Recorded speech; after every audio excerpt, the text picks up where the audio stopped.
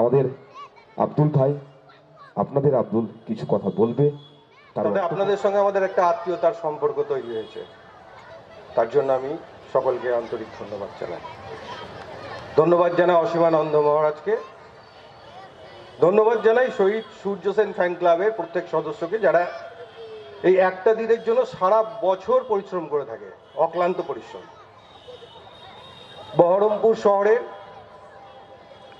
সমস্ত প্রবীণকে জানাই আমার প্রণাম।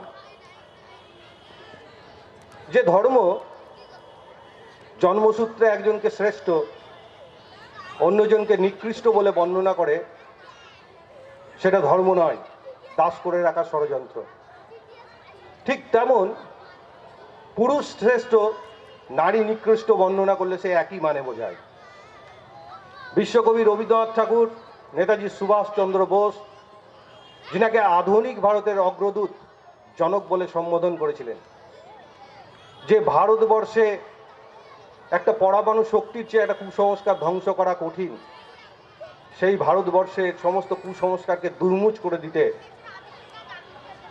জন্মগ্রহণ করেছিলেন হুগলি জেলার রাধানগর গ্রামে 1772 22 মে রাজা রামমোহন রায়।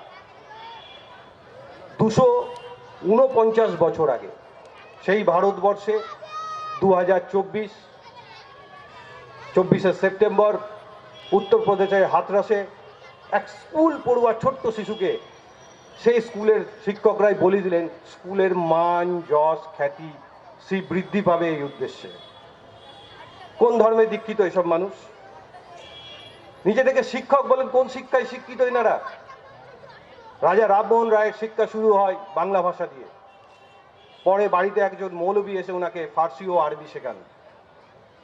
পাটনায় গিয়ে কোরআন শিক্ষা অধ্যয়ন করেন, কাশী থেকে সংস্কৃত বেদ উপনিষদ, তিব্বতে গিয়ে বৌদ্ধ ধর্ম অধ্যয়ন করেন।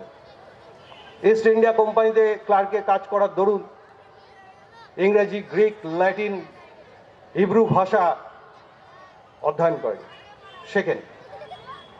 এই জন্য মনে হয় বলা হয়েছে যে বিপ্লবী হতে যদি চাও তো প্রথম শর্ত হচ্ছে শিক্ষিত হও। তাকে শিক্ষিত হলেন, এবার বিপ্লব করবেন। 1814 সালে আত্মীয় সভা গঠন করলেন।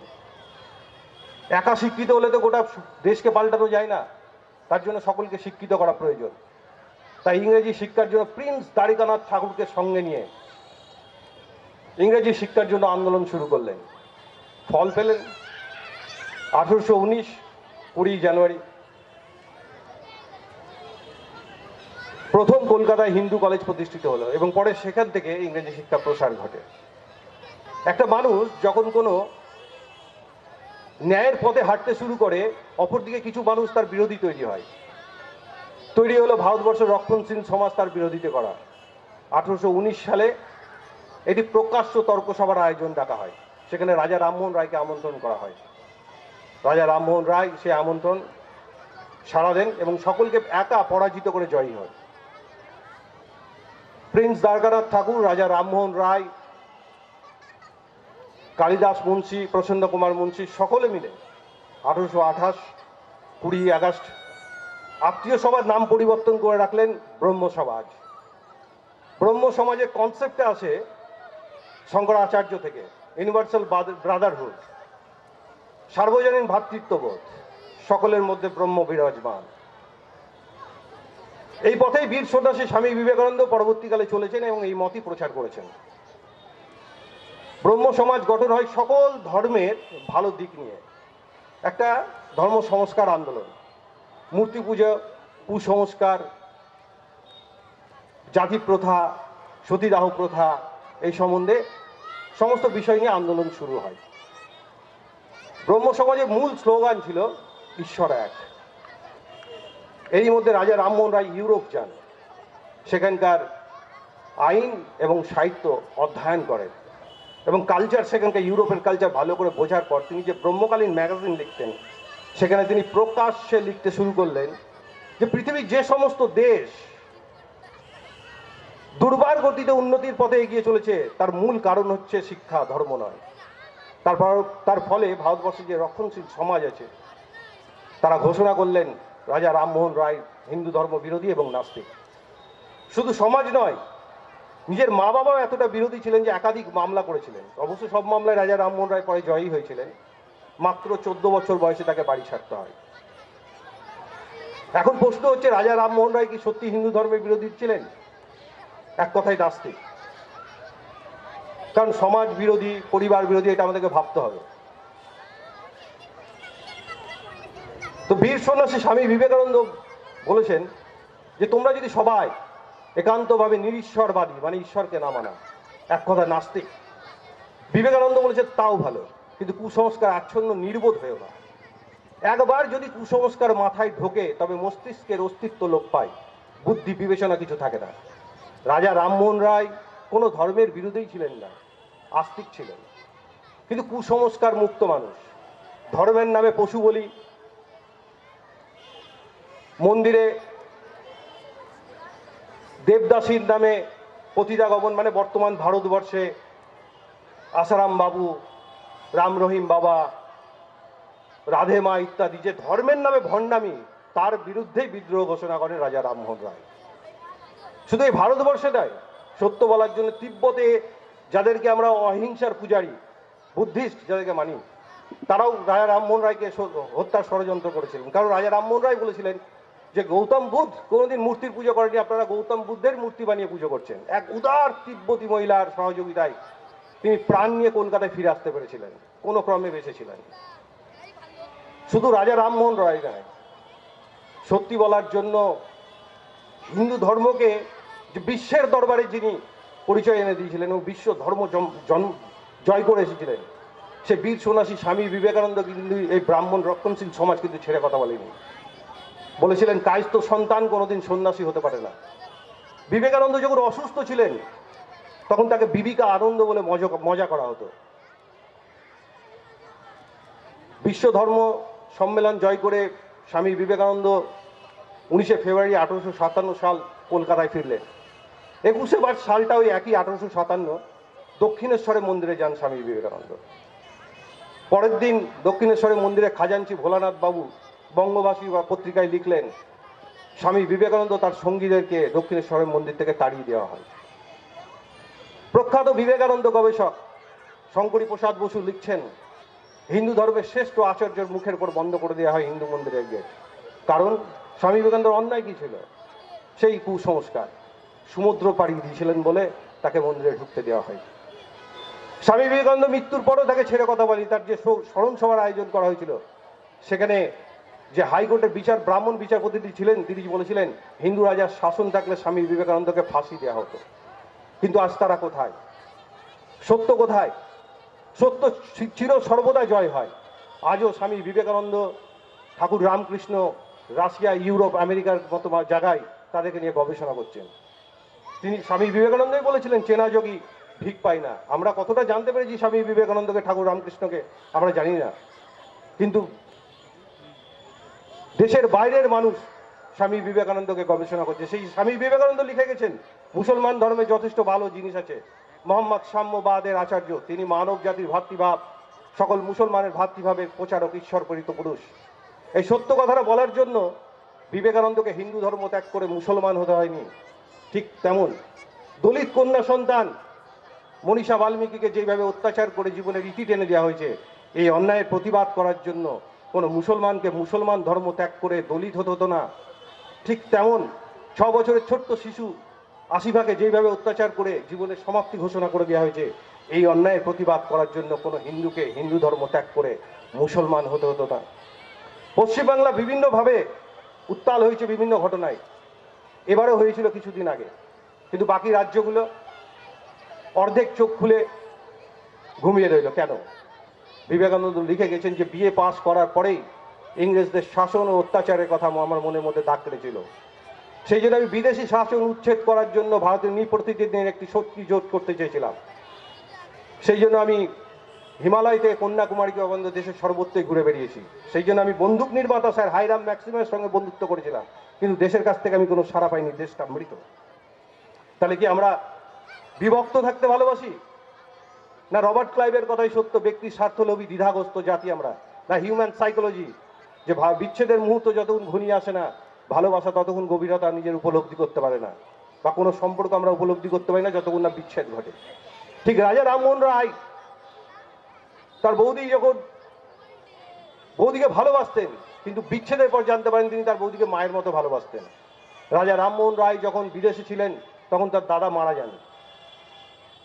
এসে তিনি জানতে পারেন, জগমোহন রায় দাদার নাম, জানতে পারেন যে তার বৌদিকেও সতীদাহ করে দেওয়া হয়েছে। সেদিন ঝড় বৃষ্টি হওয়ার জন্য চিতা নিভে যায়। সকালবেলায় যখন অস্থি কালেক্ট করতে যায়, পাশের ঝোপ থেকে একটা কোনুর আর্তনাদ শোনা যায়। নিজের সম্ভ্রম বাঁচাতে, নিজের প্রাণ বাঁচাতে রাজা রামমোহন রায়ের বৌদি সেই ঝোপের মধ্যে আশ্রয় নিয়েছিলেন। পরের দিন সকালবেলায় তাকে আবারও সেই ঝোপ থেকে টেনে নিয়ে এসে, জঙ্গল থেকে টেনে বার করে নিয়ে এসে আবার সতীদাহ প্রথা করা হয়। এই ঘটনার পর থেকে রাজা রামমোহন রায় যেখানেই শুনতেন যে কেউ মারা গেছেন, ছুটে চলে যেতেন শ্মশানে। অক্লান্ত পরিশ্রম, বারবার প্রাণহানির হুমকি, প্রাণ সংশয় হয়ে যাওয়ার আশঙ্কা, তবুও তিনি লড়াই করে গেছেন। শেষ পর্যন্ত এই বাংলাতে 1829 সাল লর্ড মাউন্টব্যাটেন 4 ডিসেম্বর সতীদাহকে বন্ধ করে। সতীদাহ কি বন্ধ হলো? তৎক্ষণাৎ রাধাকান্ত দেব ধর্মসভার মস্ত বড় পিটিশন নিয়ে জমা দিলেন যে অবিলম্বে সতীদাহ প্রথা চালু করা হোক পুনরায়। রাজা রামমোহন রায় একটু ঘাবড়ে গেলেন, কারণ সেই সাইনের ছিল আকাশচুম্বী, এতগুলো স্বাক্ষর পড়েছিল। তিনি দ্বিতীয় আকবরের সহায়তায় ইংল্যান্ড যান এবং ইংল্যান্ডে গিয়ে ইংল্যান্ড সরকারকে বুঝিয়ে আসতে সক্ষম হন যে সতীদাহ প্রথা কত জঘন্য অপরাধ, কত জঘন্য বিষয়। এখন প্রশ্ন হচ্ছে, রাজা রামমোহন রায়ের আগেও যে ভারতবর্ষের রাজারা ছিলেন, তুগলক, আকবর, জাহাঙ্গীর, ফরাসি, পর্তুগিজরাও এই সতীদাহ প্রথার বন্ধ করার ব্যবস্থা করেছিলেন, চেষ্টা করেছিলেন, কিন্তু একমাত্র ব্রিটিশ এই সতীদাহ প্রথার ভয়ে হাত দেয়নি বিরুদ্ধে। কারণ ভারতবর্ষে অধিক সংখ্যক মানুষ এই সতীদাহর পক্ষে ছিলেন, কিন্তু রাজা রামমোহন রায়ের একা লড়াইয়ের ভয়ে তারা বন্ধ করতে বাধ্য হন। এখন প্রশ্ন হচ্ছে, সতীদাহ প্রথা কি বন্ধ হয়েছে? 1987 সালে রাজস্থানে মান সিং বলে একজন যুবকের মৃত্যু হয়, 8 বছরের মধ্যে বিয়ে। তার 18 বছরের স্ত্রী পান কামারকে তার সঙ্গে সতী প্রথা করে দেওয়া হয়, পুড়িয়ে দেওয়া হয় জ্যান্ত। তখন সেন্ট্রাল মিনিস্টারদের ছিলেন পি চিদম্বরম, সব থেকে বেশি বিরোধিতা করেছিলেন। ফলস্বরূপ রাজস্থানের মুখ্যমন্ত্রী হরিদেব যোশীকে পদত্যাগ করতে বাধ্য হন এবং তদন্ত কমিটি বসানো হয়। সেই তদন্ত কমিটিতে জানা যায় যে এটাও রাজস্থানের প্রথম ঘটনা না, তৃতীয় ঘটনা। 1947 সাল থেকে 1987 28 জন বা মেয়েকে সতীদাহ প্রথা করে দেওয়া হয়।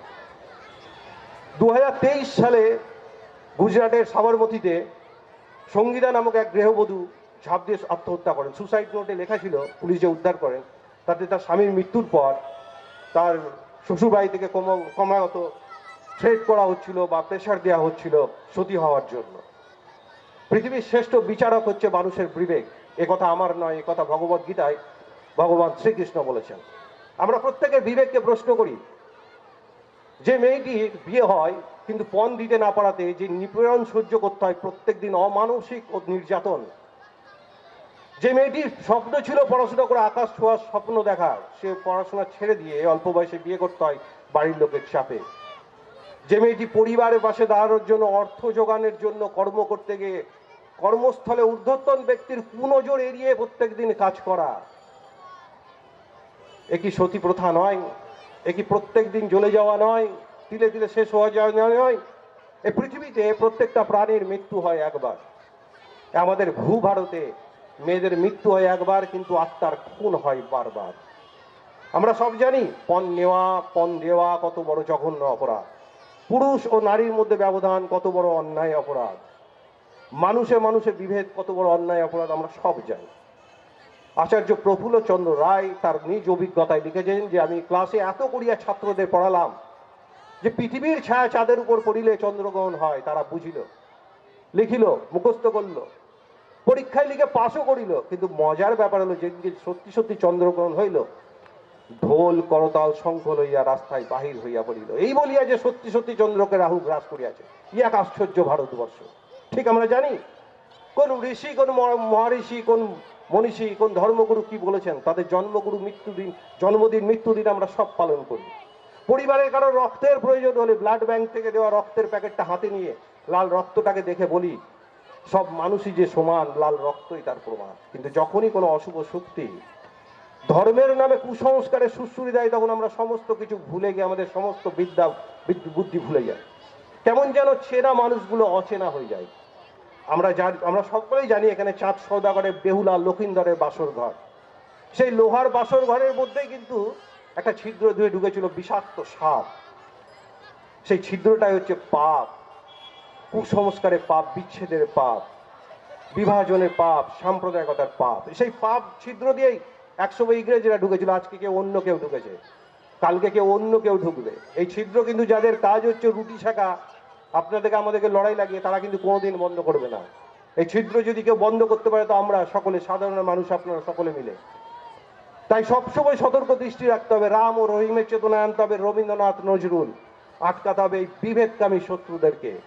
এই ভারতবর্ষের স্বাধীনতা আন্দোলনে কত মানুষ স্বাধীনতা সংগ্রামী জেল কেটেছিলেন বা শহীদ হয়েছিলেন, তা হিসেবে বলা খুব মুশকিল। কিন্তু এত বড় দেশ কিসের জন্য পরাধীন হয়ে গেছিলেন, তার কারণ কিন্তু একা রাজা রামমোহন রায় খুঁজেছিলেন। কুসংস্কার, অন্ধবিশ্বাস, বিচ্ছেদ, বিভাজন, তার বিরুদ্ধেই তিনি লড়াই করে গেছিলেন। রাজা রামমোহন রায়ের স্ত্রী একবার উনাকে ধর্মের ব্যাখ্যা জানতে চেয়েছিলেন। উনি বলেছিলেন, সাদা কালো বিভিন্ন রঙের গরু দেখতে পাও, কিন্তু সব গরু দুধ দেয় সাদা। নানান বরণ গাভীরে বায় একই বরণ দুধ, জগৎ ঘুমিয়া দেখি সব একই মায়ের দুধ, সব একই মায়ের পুত। সামনে সুদিন, এমন বিশ্বাস আমরা রাখি, সবার জন্য সংখ্যাহীন জীবন কামনা করি। यूनान, मिस्र और रोमा सब मिट गए जहां से, अब तक मगर है बाकी नामो निशान हमारा। कुछ बात है कि हस्ती मिटती नहीं हमारी, सदियों रहा है दुश्मन दौरे ये समा हमारा। सारे जहां से अच्छा हिंदुस्तान हमारा।